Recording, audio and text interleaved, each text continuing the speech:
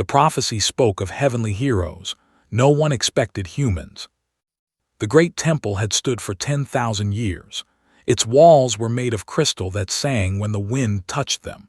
Its floors were polished stone that showed the reflection of 3 moons. Inside this temple, the leaders of the Galactic Covenant gathered and waited. They had been waiting for a very long time.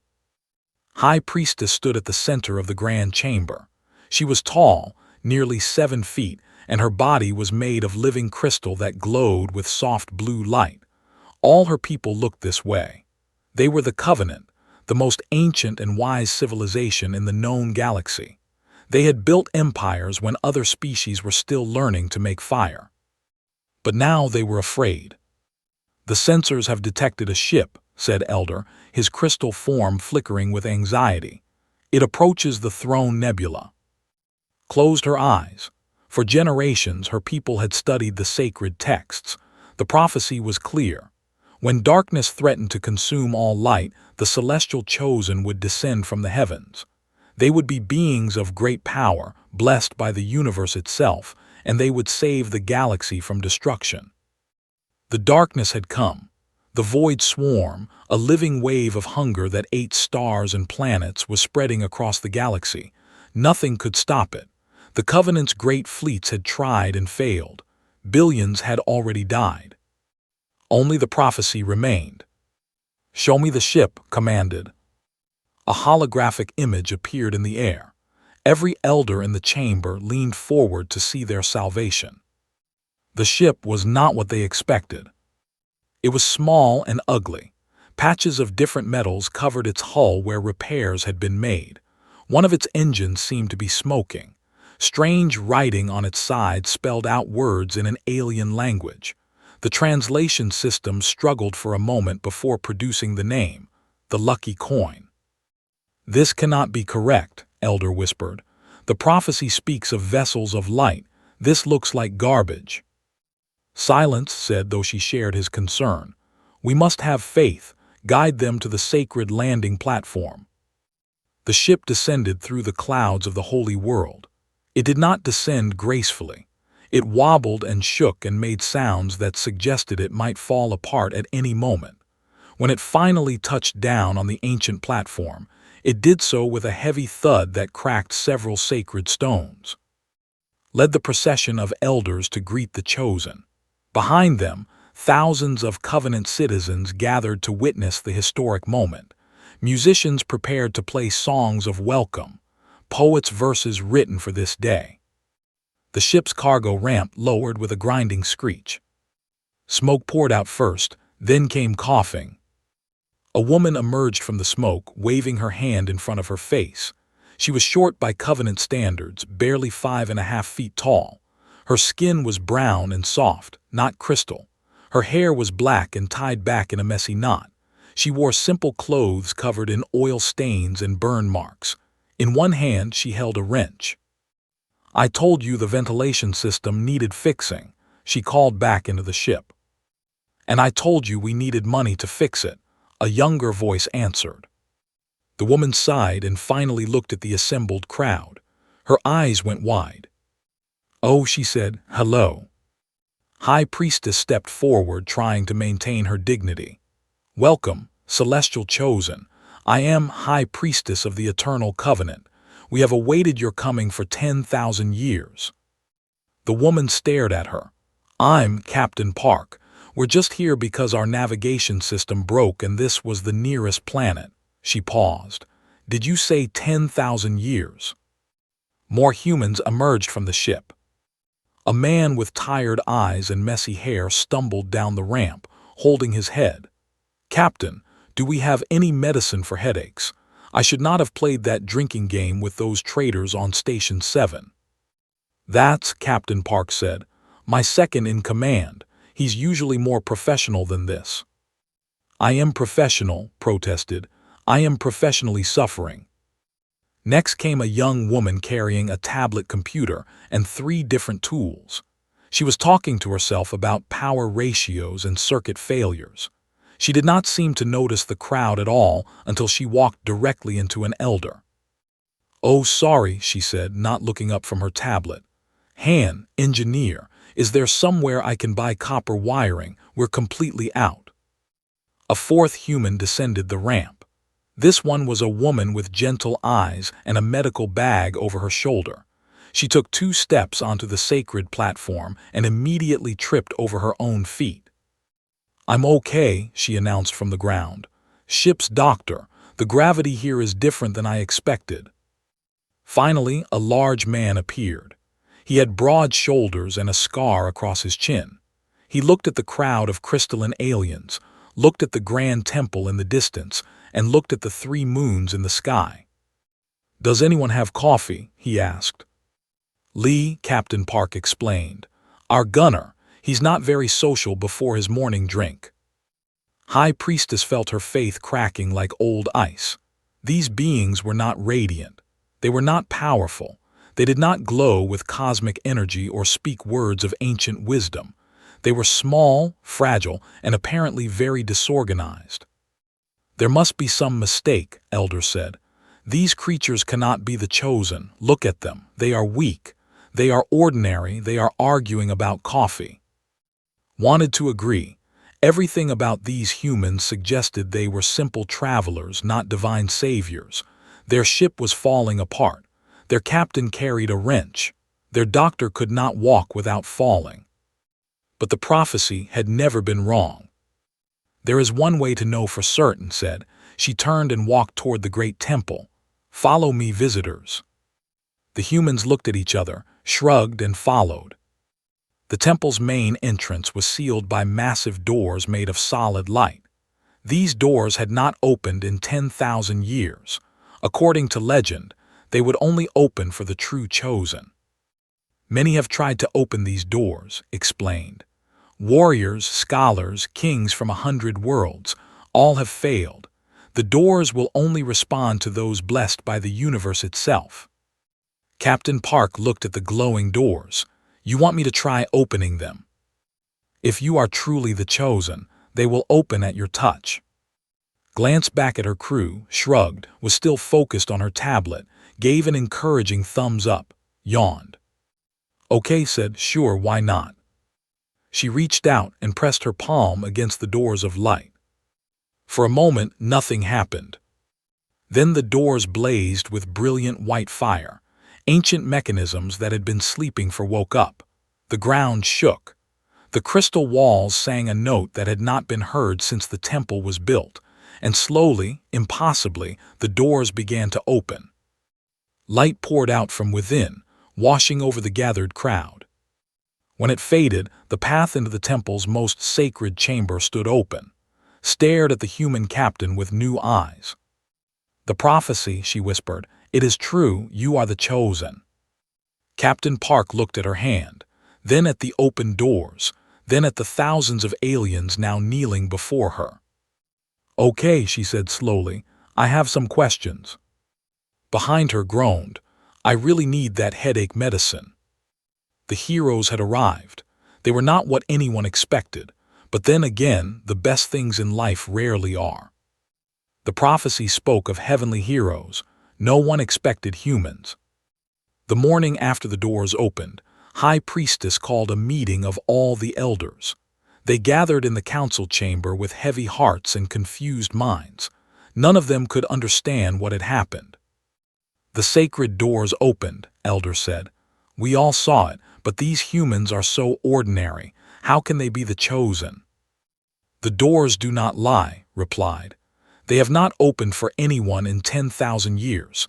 They opened for the human captain. Then we must test them further, another elder suggested. The 3 trials of light, if they are truly the celestial chosen, they will pass. Nodded slowly. The 3 trials had been designed at the beginning of time. They were meant to test beings of godlike power. Many great warriors and wise scholars had attempted them over the centuries. All had failed. Summon the humans, she commanded. The humans were found in their broken ship, playing a game with small pieces of paper that had pictures on them. They called it poker. Captain Park seemed to be winning. You want us to do what? Asked when explained the trials. You must prove your divine nature, said. The 3 trials of light will show the galaxy that you are truly the chosen. And if we refuse, Captain Park asked, then my people will lose all hope. The void swarm will continue to spread. Billions more will die. Crystal form dimmed with sadness. Please, we have waited so long. The humans looked at each other. They had a conversation with their eyes that could not understand. Finally, Captain Park sighed. Fine, we'll do your trials. When do we start? Tomorrow at dawn. You have 1 day to prepare. The humans spent that day playing more poker. When dawn came, thousands of Covenant citizens gathered around the trial grounds. The first challenge was called the Trial of Wisdom. In the center of a great arena sat an ancient puzzle made of living crystal. It was a maze that existed in 11 different dimensions at once. Looking at it made most beings feel sick. The maze shifts and changes, explained. It responds to thought and intention. Previous challengers have meditated for weeks before attempting to solve it. Some have gone mad trying. Stepped forward, her tablet in hand. Can I touch it? If you wish. The young engineer walked around the puzzle, studying it from different angles. She poked it with her finger. She took pictures with her tablet. She sat down on the ground and started typing very fast. What is she doing? Elder asked. No idea, Captain Park admitted. For 40 minutes, typed and muttered to herself. The crowd grew restless. Some elders began to whisper that the humans had already failed. Then stood up and started touching the crystal maze in specific places. Her movements were quick and certain. The puzzle began to shift and change, its 11 dimensions folding into each other. In less than 10 minutes, the maze solved itself with a sound like breaking glass. The pieces fell into a perfect pattern that had not been seen since the puzzle was created. The crowd was silent. How did you do that? Demanded. Shrugged. I wrote a program a few years ago to help me cheat at video games. It recognizes patterns and calculates the best moves. I just adjusted it for 11 dimensions instead of 3. It was actually pretty easy. The trial of wisdom was passed. The second challenge was the trial of endurance. The humans were led to a chamber deep beneath the temple. Inside was a small room where gravity was increased to crushing levels. The pressure inside was enough to flatten most living things. You must stand within this chamber for 1 full day cycle, explained. The celestial chosen would use their cosmic energy to protect themselves. Those without such power would be destroyed. How many times the normal gravity? Asked. Approximately 8 times. The humans discussed this quietly among themselves.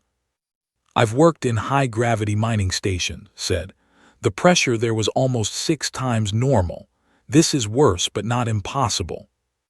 I trained in heavy-gravity rooms when I was in the military, added. My knees will hurt, but I can do it. I'm going to complain the entire time, announced, just so everyone knows. They entered the chamber. For the next 26 hours, the Covenant watched through special viewing screens. They expected to see the humans channel divine light to survive. Instead, they saw doing exercises. They saw complaining about his back and his knees and the temperature and the lighting. They saw sitting against the wall, working on her tablet like nothing was wrong. They saw Captain Park packing slowly, lost in thought. And they saw sleeping, standing up. She had learned this skill during her training to become a doctor when she had worked for 70 hours without rest. When the chamber doors finally opened, the humans walked out. They were tired. They were sore. Immediately sat down and refused to move, but they were alive. How did you survive? Elder asked, his voice filled with disbelief. This was nothing, Captain Park said, stretching her shoulders. One time our ship's life support system broke for 3 days. We had to survive on recycled air and willpower. That was hard. This was just uncomfortable. The trial of endurance was passed. The third and final challenge was the trial of power. The humans were taken to a mountain peak where a large black stone sat on a pedestal. The stone was famous throughout the galaxy. It was called the Unbreaking, and nothing could damage it. "This stone has existed since the birth of the universe," said. "Weapons, explosions, even the power of stars have been used against it. Nothing has ever left a mark. To pass this trial, you must destroy it." The humans gathered around the stone, hit it with his fist. It did not move, kicked it. He hurt his foot, scanned it with her tablet, and made a confused face.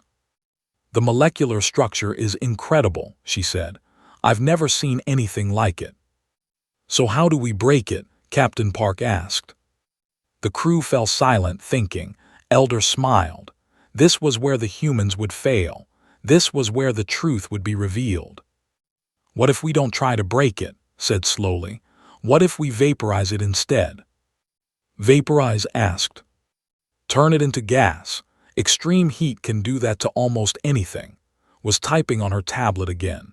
"If we position our ship's engines directly above the stone and fire them at full power, the heat might be enough." "That could destroy the entire mountain," pointed out. "Maybe just the top part," said. Captain Park smiled. "Let's do it." What followed was chaos. The lucky coin was flown to hover directly above the sacred stone. The Covenant citizens were evacuated to a safe distance, took control of the engines while calculated the exact power needed. "Ready?" Captain Park asked. "Ready," her crew confirmed. "Fire!" The engines roared.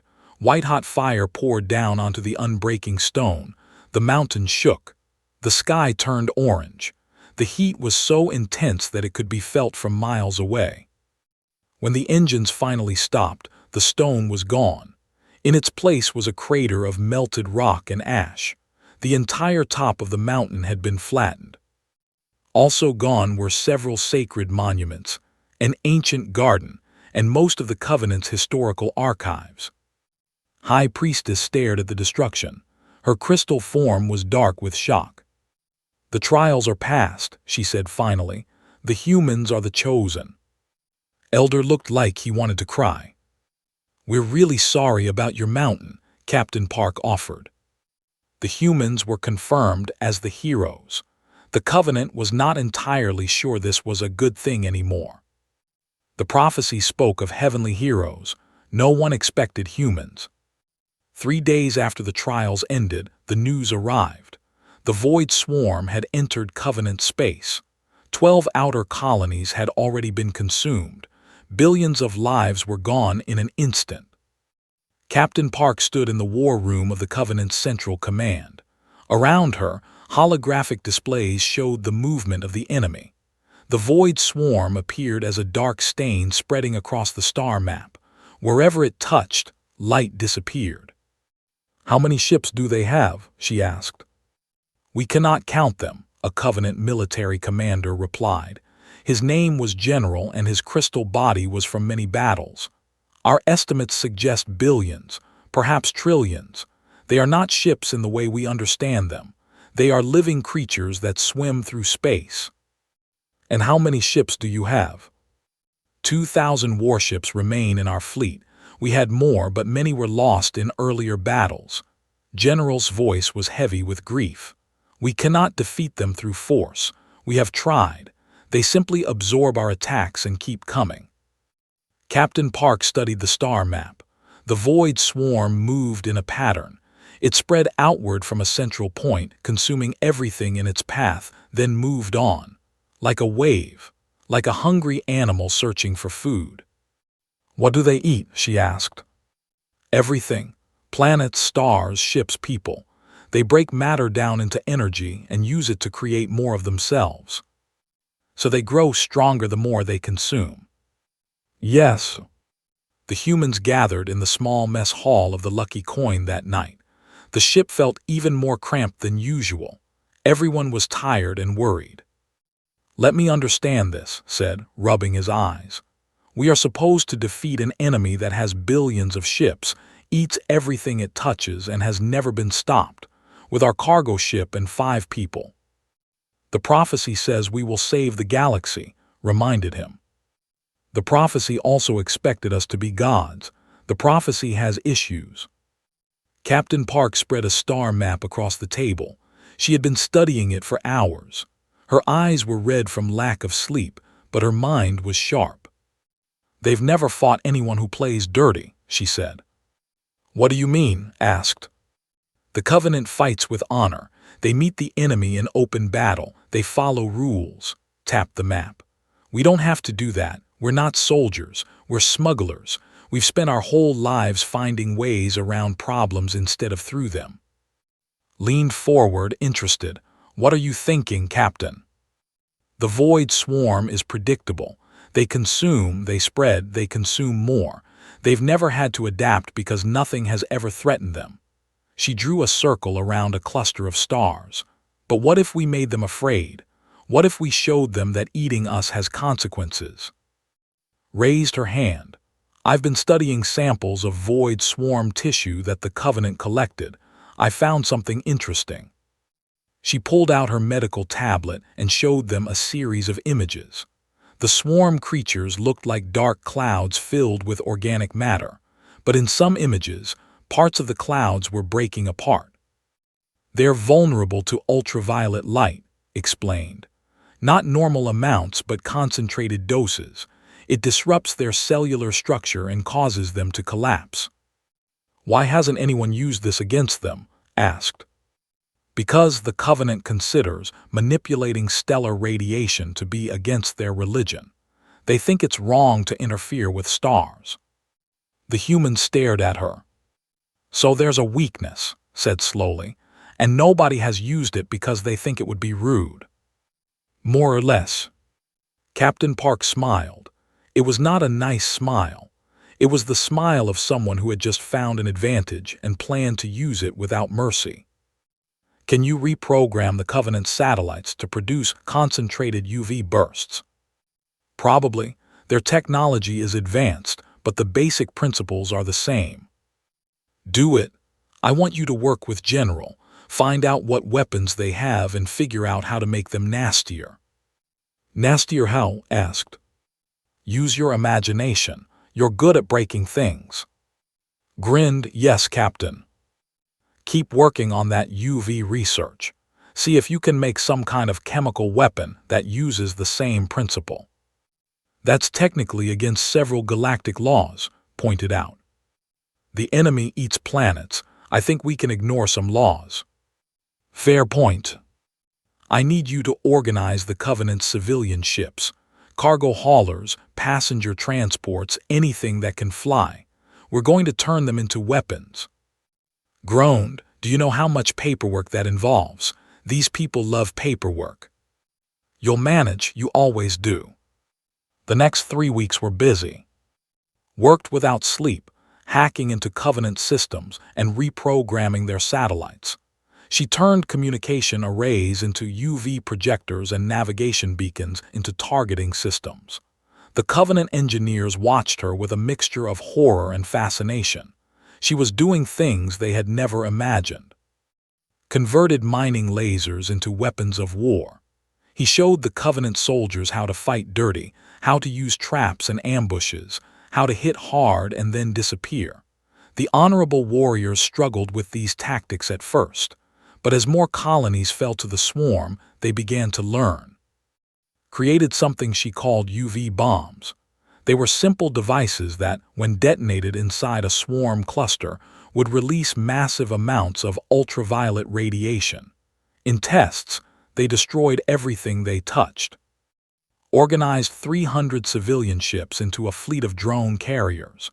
Each ship was loaded with explosive drones that could fly directly into swarm creatures and detonate. The Covenant thought this was wasteful, explained that waste was acceptable when survival was at stake.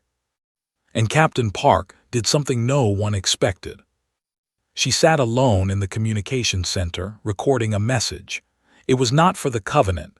It was not for her crew. It was for the Void Swarm. "My name is Park," she said into the recorder. "I am a human. You have never heard of my species. We come from a small planet on the edge of a small galaxy, and we have done terrible things to each other since the beginning of our history." She paused, choosing her words carefully. "You have conquered 1,000 worlds. You have never been stopped, but you have never faced us. We are small and weak and we break easily, but we never give up. We never stop fighting. We burned our own world almost to ash and we are still here. Come and face us. Learn what fear feels like." She sent the message on every frequency, in every direction, into the darkness where the swarm was spreading. 3 days later, the swarm changed course. It was coming directly for them. "They received the message," General reported, his voice grim. "They are accelerating. They will reach the system in 6 days." Captain Park nodded. Her hands were steady. Her voice was calm. "Good," she said. "Let them come. We'll be ready." The final battle was approaching. The humans had done everything they could. Now it was time to see if it would be enough. The prophecy spoke of heavenly heroes. No one expected humans. The system had 3 suns. Their light created a sky of gold and orange across 17 planets. For centuries, this system had been a place of peace and beauty. Now it would become a battlefield. Captain Park stood on the bridge of a Covenant warship.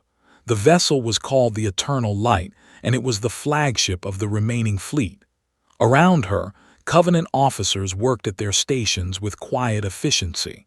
They were preparing for death. "Enemy approaching," General announced. His crystal form was steady, but his voice carried the weight of despair. Estimated numbers: 400 billion individual creatures. 400 billion. The number was too large to understand. "Our fleet numbers 2,000 ships," the general continued. "The civilian defense force adds another 300. The UV satellite network is online. The surface batteries are ready." He paused. "It will not be enough." "It doesn't have to be enough to win," Captain Park said. "It just has to be enough to hurt them." "That is not how the Covenant thinks about war." "I know, that's why you've been losing." The first wave of the Void Swarm appeared on the sensors. They looked like black clouds spreading across space. Each cloud contained millions of creatures. Each creature was hungry. Captain Park opened a channel to all ships. "This is Captain Park. I know you're scared. I'm scared too, but fear can be useful. It makes you fight harder. It makes you refuse to die." She took a breath. "The prophecy said heroes would come from the heavens to save you. Well, here we are. We're not gods. We're not angels. We're just people who don't know when to quit. Today, I need you to be the same."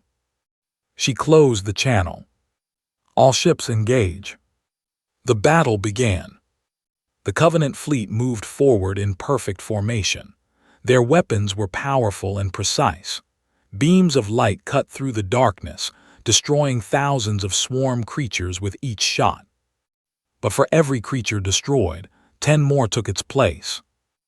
"Activate the UV satellites," Captain Park commanded. High above the battlefield, 200 satellites powered up. Their dishes turned toward the swarm and released concentrated beams of ultraviolet radiation. Where the beams touched, the swarm creatures collapsed. Their dark forms broke apart like ash in the wind. "It's working," General said, amazement in his voice. "The satellites are working." Knew what she was doing. For the first hour, the battle went well.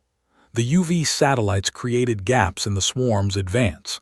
The Covenant ships pushed through these gaps, destroying command creatures and disrupting the enemy's coordination. Then the swarm adapted. The creatures began to absorb radiation instead of being destroyed by it. They evolved in real time, changing their bodies to survive the attacks. "The satellites are losing effectiveness," an officer reported. "Enemy is developing resistance." Captain Park had expected this. Launch the UV bombs. Creations flew into the heart of the swarm. They exploded with brilliant flashes of light, releasing radiation in patterns the creatures had not yet adapted to. Massive holes appeared in the enemy formation. But the bombs were limited. After 300 detonations, they ran out. It's your turn. The civilian fleet moved forward. 300 cargo ships, passenger transports, and mining vessels. None of them had real weapons, but each one carried thousands of explosive drones. The drones launched in waves. They flew directly into swarm creatures and detonated on contact. Each explosion was small, but there were millions of them. The sky filled with fire and broken bodies. The swarm is retreating from Sector 7, an officer announced. Push forward, don't give them time to recover. For 3 days, the battle continued. The humans did not sleep. Captain Park commanded the fleet from the bridge, making decisions that saved thousands of lives, managed the civilian forces, keeping them organized despite the chaos, flew between ships, teaching soldiers how to fight dirty and showing them tactics they had never imagined. Did something no one expected. On the second day, she took a shuttle and flew directly into the heart of the swarm. "What are you doing?" Captain Park demanded over the radio. "I found their queen," replied. Her voice was calm, focused. "The big one that controls all the others. If I can destroy her brain, the whole swarm might collapse." "You'll die." "Maybe, but I have a plan." The shuttle disappeared into the darkness of the swarm. For hours, there was no communication. Captain Park feared the worst. Then a massive explosion lit up the sky. The swarm queen, a creature the size of a small moon, broke apart from the inside. Moments later, an escape pod shot out of the wreckage. "I borrowed this pod from the Eternal Light's voice crackled over the radio. "Hope no one minds." "I mind that you almost died," shouted. "But I didn't, that's the important part." With the queen destroyed, the swarm lost coordination. Creatures began attacking each other. They scattered in confusion, their shared minds suddenly silent. But they were still dangerous, and they were still hungry. On the fourth day, made a discovery. "The swarm creatures are connected by chemical signals," she announced. "If I can create a substance that disrupts those signals, we might be able to turn them against each other permanently." "How long to make it?" Captain Park asked. 6 hours. "You have 4. Worked faster than she ever had. She mixed chemicals and tested formulas while the battle raged around her. Explosions shook the ship. Power failures plunged her lab into darkness. She kept working by the light of her tablet. 4 hours later, she had a weapon. "Load it into the remaining missiles," Captain Park ordered. "Target the largest concentrations of swarm creatures." The missiles launched. They carried chemical weapon deep into the swarm's formation and released it in massive clouds. The effect was immediate. Swarm creatures began attacking each other. Creatures that had worked together for millions of years suddenly saw each other as enemies. The darkness tore itself apart. By the end of the fourth day, the void swarm was retreating. Not just retreating, fleeing. The remaining creatures scattered in every direction, desperate to escape the system that had brought them so much pain. They left behind the bodies of their dead, floating in space like a dark ocean. Captain Park slumped in her chair. She was exhausted beyond words. Every muscle in her body ached. She had not slept in 4 days. But she was smiling. "General," she said quietly, "status report." The Covenant general looked at his displays. His crystal form was cracked in several places from the battle's stress, but his voice was filled with wonder. "The void swarm has left the system. Our sensors show them continuing to flee. They are not regrouping." He turned to face her. "Captain Park, we have won." "We have survived," she corrected. "Winning comes later." On the surface of the Eternal Light's flight deck, the crew of the Lucky Coin gathered. Their ship was damaged but still flying. They were bruised and tired but still alive. "We did it," said disbelief in his voice. "We actually did it." "Was there ever any doubt?" asked. "Yes, constant doubt, overwhelming doubt." Sat down heavily on a cargo container. I need to sleep for about a week. Was already working on her tablet, calculating repair costs for their ship. Some things never changed. Captain Park looked up at the golden sky of the system. The 3 suns were still shining. The 17 planets were still intact. Billions of lives had been saved. They had done the impossible. Now came the hard part, figuring out what to do next. The prophecy spoke of heavenly heroes. No one expected humans. The celebration lasted for weeks. Across every world in Covenant space, people sang and danced and wept with joy. The Void Swarm had been defeated. The prophecy had been fulfilled. The galaxy was saved. Statues of the 5 humans appeared on 100 planets. Artists painted their portraits. Poets wrote songs about their bravery. Children played games where they pretended to be Captain Park or Engineer or the brave gunner. The humans found all of this very uncomfortable. They put my face on a building, complained as they walked through the streets of the Covenant capital. A very large building. My nose looks weird. At least you got a building, said. They named a hospital after me. Do you know how strange it is to walk into a place and see your own name on the wall? I think it's nice, offered. They gave me access to their entire technology database. I've learned so much. They gave me a very large sword, said. He was carrying it over his shoulder. It was bigger than he was. I have no idea how to use it, but it looks impressive. Captain Park walked in silence. She was thinking about what came next. The Covenant had offered them everything. Kingdoms, wealth, titles that would take an hour to read aloud. High Priestess had personally offered to make them immortal using ancient Covenant technology. Had said no to all of it. Her crew had been surprised. Immortality was not something most people refused. I don't want to live forever, she had explained to them. I just want to live well, and right now, living well means getting back to what we know. That evening, they gathered in the Grand Temple for a final ceremony. The hall was filled with Covenant elders and dignitaries from across the galaxy. Everyone wanted to see the heroes who had saved them all. High Priestess stood at the center of the gathering. Her crystal form glowed with deep blue light. We have waited 10,000 years for this moment, she said, her voice carrying to every corner of the room. The prophecy spoke of celestial chosen who would descend from the heavens and save us from darkness. We expected beings of divine power, blessed by the universe itself. She turned to look at the 5 humans, standing awkwardly near the back of the room. Instead, we received 5 ordinary people in a broken ship. They were tired and confused and asked for coffee before they asked for anything else. They solved our sacred puzzle with a computer program made for games.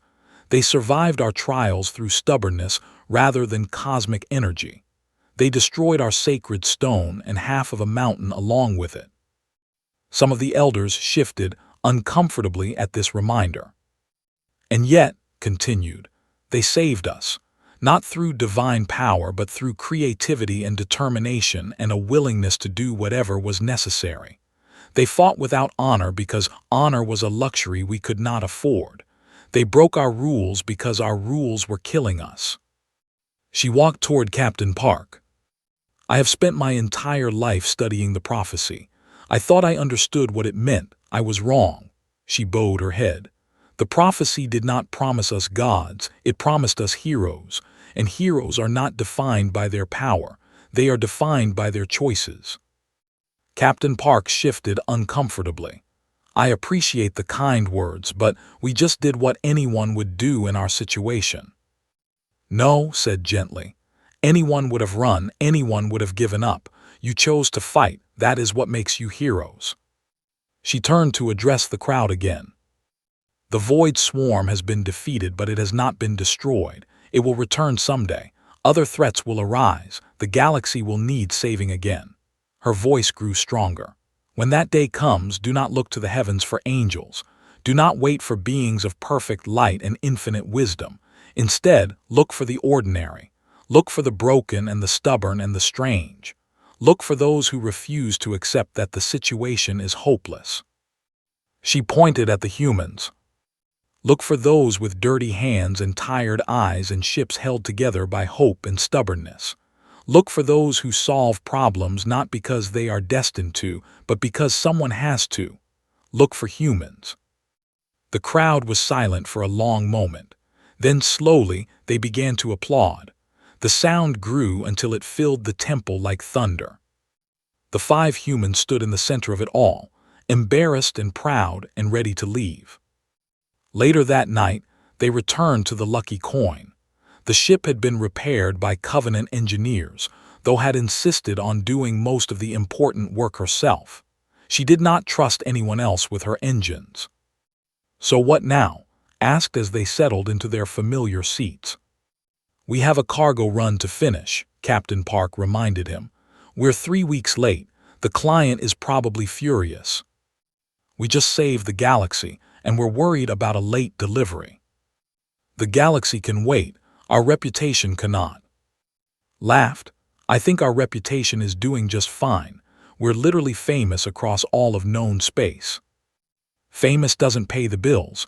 Delivered cargo does." The ship lifted off from the sacred landing platform for the last time. Below them, crowds of Covenant citizens waved and cheered. Above them, the stars waited. High Priestess watched the ship disappear into the sky. Elder stood beside her. "They are leaving," he said. "After everything, they are just leaving." "What would you have them do? Stay here and become statues? They are not that kind of people." His form glowed softly in the darkness. "They are travelers, wanderers. They go where they are needed and move on when their work is done." "Will we ever see them again?" "Perhaps. The galaxy is large, but it is also connected. Paths cross when they are meant to." She turned and walked back toward the temple.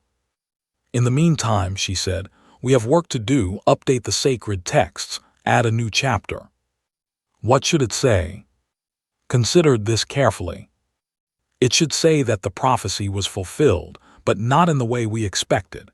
It should say that salvation came from ordinary beings who refused to accept the impossible. It should say that when darkness returns, we should not pray for miracles." She paused at the temple doors. "We should call for humans." Far above, the lucky coin flew toward the stars. Inside, the crew was already arguing about who had to clean the kitchen and whose turn it was to fix the broken ventilation system.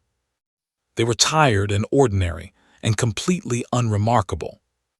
They were exactly what the galaxy had needed. And somewhere in the darkness between stars, the remainder of the void swarm was learning a new emotion. It was learning fear. It was learning that there were some things in the universe that should not be challenged. It was learning about humans. The prophecy had spoken of heavenly heroes. No one had expected humans. But the galaxy would never forget them.